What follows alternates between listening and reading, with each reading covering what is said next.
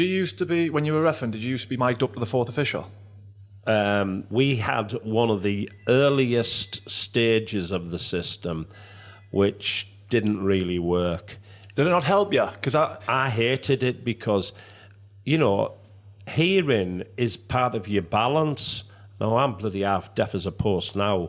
It's probably from blasting on that whistle for 25 years. But it affected, in the early system we had, it did affect your concentration because, you're watching what's going on and you can hear someone whittering away in your ear.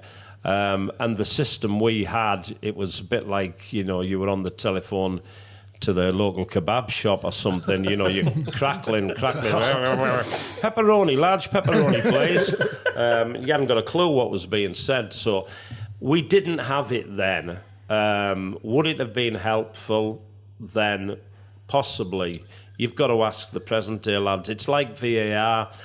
I would have hated the VAR because I look at some of the senior... I remember a game a couple of seasons ago, Martin Atkinson, excellent referee, great experience, and he stood on the pitch at Arsenal and they're looking at, video reruns, deciding whether it was a penalty or wasn't a penalty.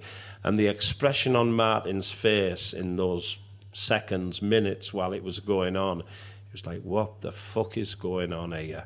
And, the referee has got, for me, it's not the old-fashioned approach. If you're in control of a player and in control of a game, you've got to be seen to be making the decisions. And that's at least now when they go across and look at the video, you'd think they are making the decisions, but they're not, are they? They're just going along with someone else. But what I couldn't get my head round, and someone's got to educate me on, I'm refereeing you, and I make a decision, and I've got to give a penalty that I wasn't giving, or vice versa, or send a player off. That's the worst one, where you're sending a player off for something that you haven't seen, and you've got to sell it to the rest of the players. And I just can't get my head round how you have the rapport. And if I've had one decision overturned and you run into the penalty area 5 minutes later and I don't make the decision that you want, I've got a funny feeling your reaction to me is going to be, well, you got the fucking last one wrong, because players are going to do that. Are you sure, Jeff? You got the last one wrong. And imagine that happens 2 or 3 times in a game where you're out there in charge of the game of football and the video, yes, you're getting the right decision, which people will say, well, that's what it's all about. But you can imagine your self-confidence as a match official. Well, I got that one wrong. I got that one wrong. Yeah. It's going to put you in a little bit of doubt about... So I'm not the greatest fan. I hate being at a game where football is about that split second, the emotion. You've just put the ball in the back of the net. You've got to think, hang on a minute, I better wait a minute before I celebrate. And the fans are sort of checking, looking, was it a goal, wasn't it a goal? Yeah. I still... Maybe it's because I'm an old fart and I refereed in a different era. I'm not completely at ease with it. See, I quite like that bit. I mean, but you like the suspense. I don't support a team who's involved in VAR, but when we've been to games, there's like 2 or 3 reactions for every goal. Yeah. So there's the original euphoria, everyone cheers. Then there's the fucking hell, we're going to VAR, and then there's a reaction from either the team who scored fans or the team who's... I think it's a novelty though, isn't it? Like we've been to a few like Premier League games where it happens, but I imagine if it's week in, week out, you start getting a bit fed up. Yeah. I like human error. Do you know what I mean? Fucking hell, you're making up.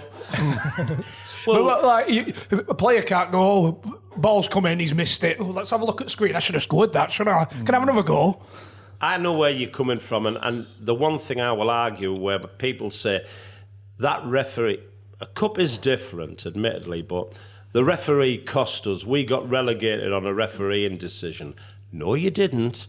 That was in the 38th game of the season. For the other 37 games, you were fucking crap. That is why you got relegated. Not because the referee gave a decision that cost you a point in the last game, but you're never going to win that argument. Yeah. You're certainly not going to win it in a cup tie. I think over a 38-game, 46-game season, The right you like teams. to think that It's going to balance everything out. will balance itself out. Yeah. And the difference between playing the game and refereeing the game is you can be shite for 89 minutes. You can miss chance after chance after chance.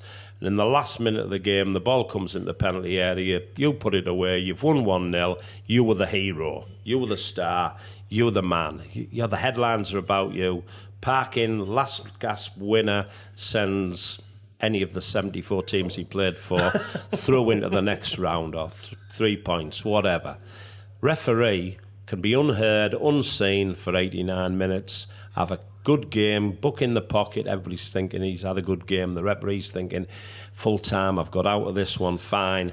And in the last minute, he makes that decision that's perceived to be the wrong decision. And all of a sudden, he's gone from being a very good referee, having a very good game, to being inept, shite, useless, etc.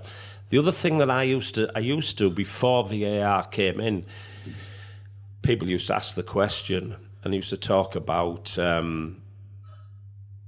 whether it was VAR or whatever it was going to be called. You could easily, and it did happen, you get a decision in a game at one end of the field where you don't give a penalty.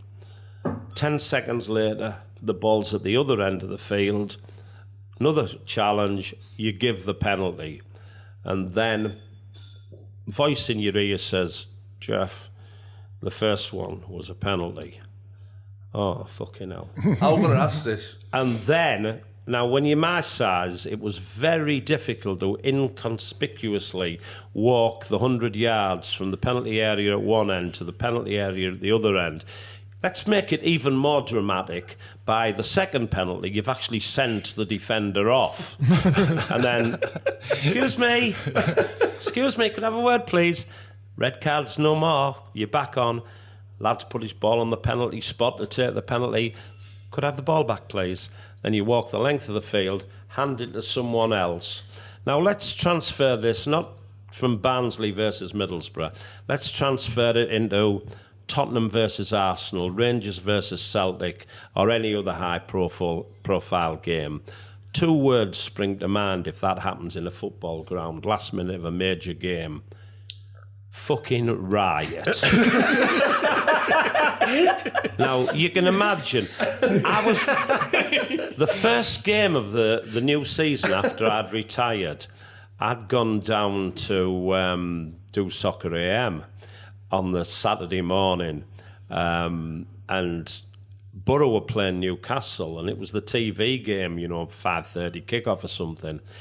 So I'd done the show in the morning, straight back on the train, back up to Darlington, whisked across to the Borough.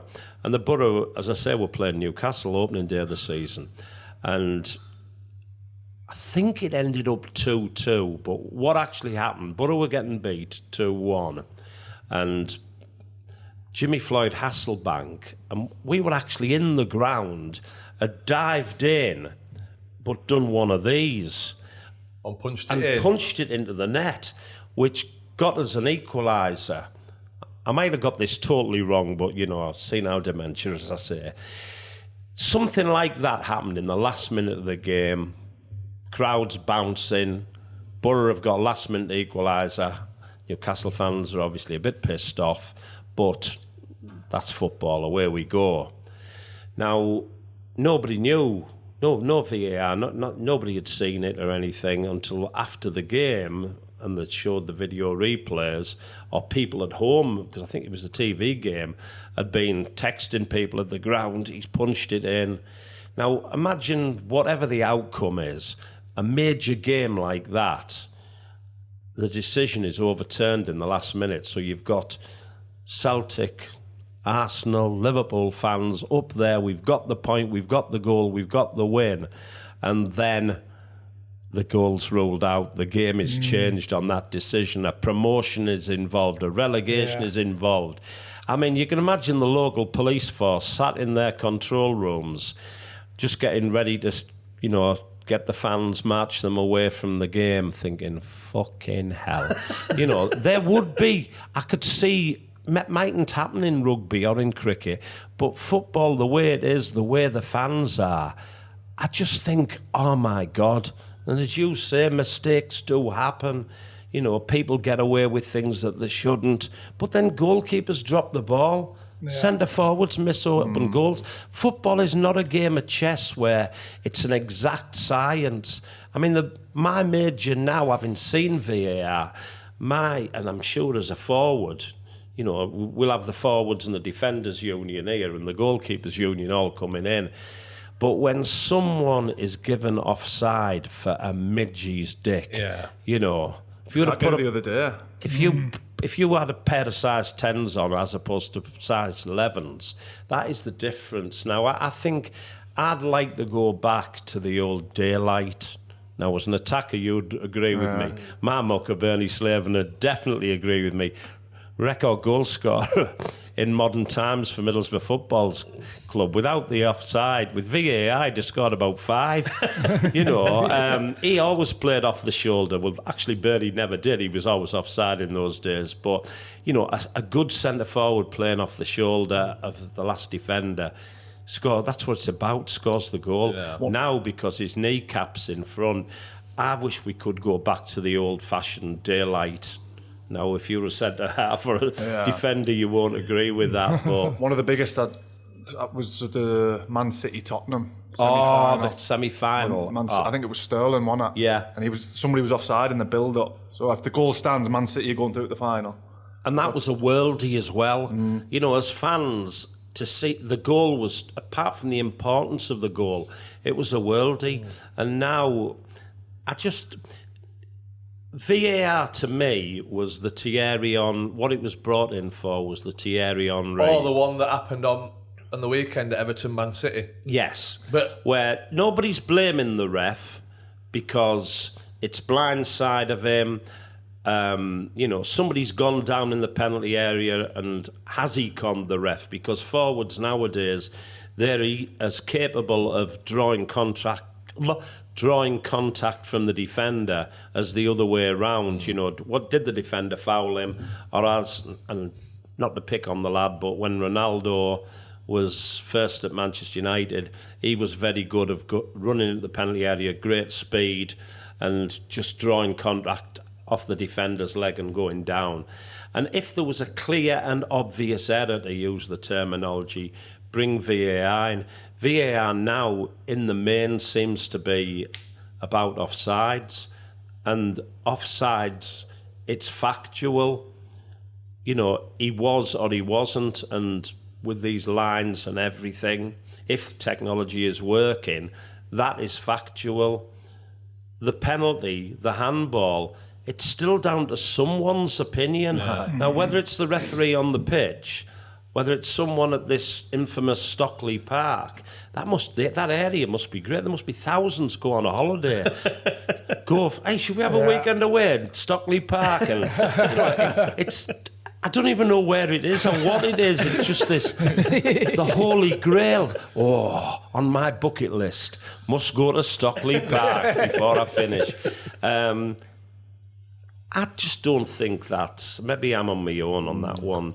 I don't think it's about a millimetre offside. I think it is about the obvious handball that the ref couldn't see, or the dive that the referee's slightly in the wrong position for. And we have turned the game into a little bit of a science now. Well, I think it should be on boots, mate. They're using the lines just on your boots. Like, whose boots are further forward? Because is it anything that you can score with at the minute? I don't even know, to be honest. Well, because that's the science in it. If your boots are behind the line, then... Yeah, I understand what you're saying, but you can score with your head, and you can score, well, with other parts of your body, and if they're hanging out, well, if you're a big lad...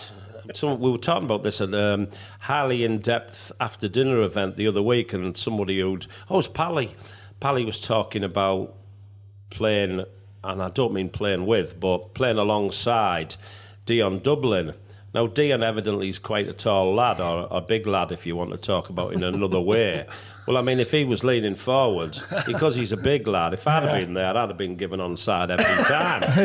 But, you know, we're joking about it, but it is ridiculous, that.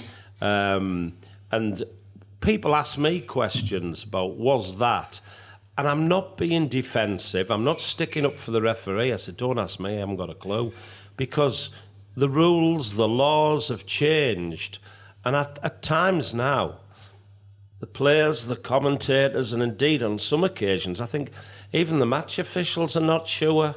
No. They've just, I mean, the bollocks they had a couple of seasons ago where they changed the interpretation of handball.